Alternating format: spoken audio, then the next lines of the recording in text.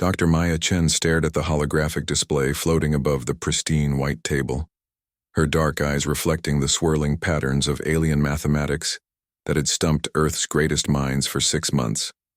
The Zephyrian delegation sat across from her, their elongated forms rigid with what she had learned to recognize as anticipation, mixed with barely concealed condescension. "This is your final assessment," Archon Veltar announced, his translator rendering his clicks and whistles into crisp English. "Solve this computational matrix and your species will be granted provisional membership in the Galactic Confederation. Fail, and Earth remains under quarantine for another century." The other humans in the room, generals, scientists, diplomats, held their breath. Maya simply nodded and pulled her tablet closer. She had been chosen for this moment not because she was the smartest human alive, though her IQ scores suggested she might be, but because she approached problems differently than anyone else. The alien code sprawled before her in 3 dimensions, a labyrinth of symbols that seemed to shift and pulse with their own internal logic. Most humans who had attempted it described feeling overwhelmed, lost in its complexity. Maya saw something else entirely. "Interesting," she murmured, her fingers already dancing across her tablet's surface. "You've embedded multiple false pathways." Veltar's head snapped toward his companions, a gesture that made his neck vertebrae audibly click. "In their own language," he whispered. "She cannot possibly have identified the deception layer so quickly." Maya glanced up with a slight smile. "Your translation matrix is quite good, but it doesn't filter sub-vocalizations. Also, your deception layers follow a predictable pattern." She turned back to the display. "This isn't actually a test of mathematical ability, is it?" The silence in the room grew thick. General Morrison, Earth's military representative, stepped forward. "Dr. Chen, what are you seeing that we missed?" "They're not testing our intelligence," Maya said, still working. "They're testing our approach to intelligence. Look." She gestured to a section of the code. "These mathematical progressions are deliberately inefficient. A purely logical mind would get trapped trying to optimize them. But if you approach it as a behavioral assessment..." Her fingers moved faster now, rearranging sections of the code. The hologram began to shift, its chaotic swirls organizing into something resembling order. "The Zephyrians have been monitoring our broadcast for decades," she continued, never taking her eyes off her work. "They know we're capable of complex mathematics. This test isn't about whether we can solve their puzzle, it's about how we solve it." Archon Veltar rose from his seat, his 3 arms spreading in what Maya recognized as alarm. "Impossible. The matrix requires understanding of 17-dimensional calculus that your species has not yet developed." "You're right," Maya agreed, cheerfully. "Which is why I'm not using 17-dimensional calculus."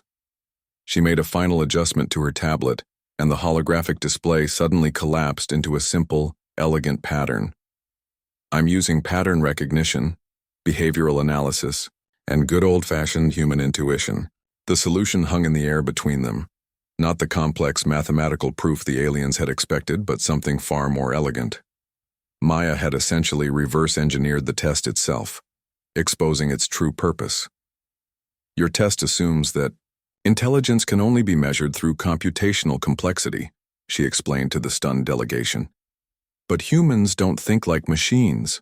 We find shortcuts. We make intuitive leaps. We see patterns where others see chaos." She stood and walked around the table to face Veltar directly. "This whole scenario, the 6-month delay, the public announcement, the formal testing chamber, it's all theater. You've been testing us since the moment you made contact. Every diplomatic exchange, every cultural briefing, every seemingly casual conversation has been data collection." The other Zephyrians began chittering rapidly among themselves. Maya caught fragments through the translator. "Unprecedented. Deviation from protocol. Recalibration required." "But here's what I don't think you expected," Maya continued, her voice gaining confidence. "We know we're being tested. We've known from the beginning. The question is, what have you learned about yourselves in the process?" Veltar's large, dark eyes fixed on her. "Explain." Your entire confederation is built on species that think like you do. Methodical, logical, predictable. You've created a galactic civilization of brilliant conformists. But conformist thinking has limitations. Maya gestured to the now-solved display. How long did it take your best minds to develop this test? 17 rotations, another Zephyrian answered before Veltar could stop him. 17 of your years to create what I solved in 12 minutes, Maya said. Not because I'm smarter than you, but because I think differently. Humanity doesn't just bring another mathematical perspective to your confederation. We bring chaos theory made flesh. The room fell silent as the implications settled over everyone present. Finally, Veltar spoke. You are suggesting that the Confederation has stagnated? I'm suggesting that diversity of thought is more valuable than uniformity of excellence, Maya replied. You've spent centuries perfecting your systems, but perfection can become a cage. Sometimes you need someone willing to break the rules to find a better way. She looked around the room at both humans and aliens. The real test isn't whether humanity is smart enough to join your confederation. It's whether your confederation is flexible enough to benefit from humanity joining it. General Morrison stepped forward. Dr. Chen, are you saying we passed their test? Maya smiled, her eyes still on Veltar. I'm saying we just gave them one of their own. And from the looks of things, they're still working on the solution. Veltar's neck vertebrae clicked rapidly. A sound Maya had learned indicated deep thought among his species.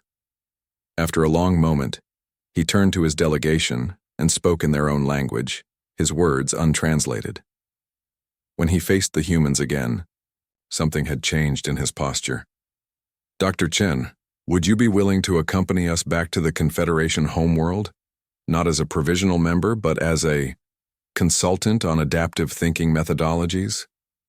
Maya glanced at her fellow humans, then back at the alien delegation. Only if you're prepared for the answers we might find together. As the formal protocols dissolved into excited planning sessions, Maya reflected on what had just occurred. Humanity hadn't just passed an alien test. They had redefined what testing could be. In trying to measure human intelligence, the Zephyrians had discovered the limitations of their own. Sometimes, she thought, the most important discoveries happen when you stop looking for what you expect to find and start paying attention to what you never thought to look for.